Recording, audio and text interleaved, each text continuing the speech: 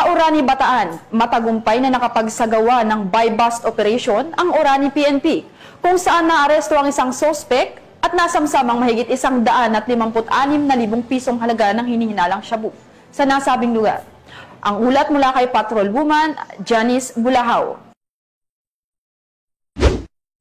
Matagumpay na isinagawa ng mga tauhan ng Orani Municipal Police Station Drug Enforcement Unit ang isang buy-bust operation na nagresulta sa pagkakaaresto ng isang suspect at pagkakasamsam ng iligal na droga sa Barangay Bagong Paraiso, Orani, Bataan. Ayon kay Police Colonel Marites A. Salvadora, Provincial Director ng Bataan Police Provincial Office, pinangunahan ng Orani MPS sa ilalim ng pangangasiwa ni Police Major Patrick Carlo R. Balcanao, Chief of Police ng Orani, ang operasyon na isinagawa sa pakikipagtulungan ng PIDEA Regional Office 3.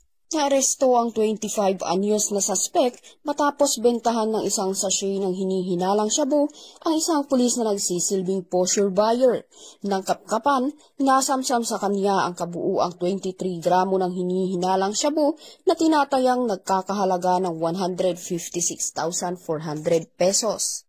Kasalukuyang nakakulong ang suspect sa kustodiya ng Orani MPS at nahaharap sa kasong paglabag sa Republic Act 9165 o Comprehensive Dangerous Drugs Act of 2002. Patuloy na pinaiigting ng Bataan PNP ang kampanya laban sa ilegal na droga at kriminalidad upang mapanatili ang isang ligtas at payapang komunidad.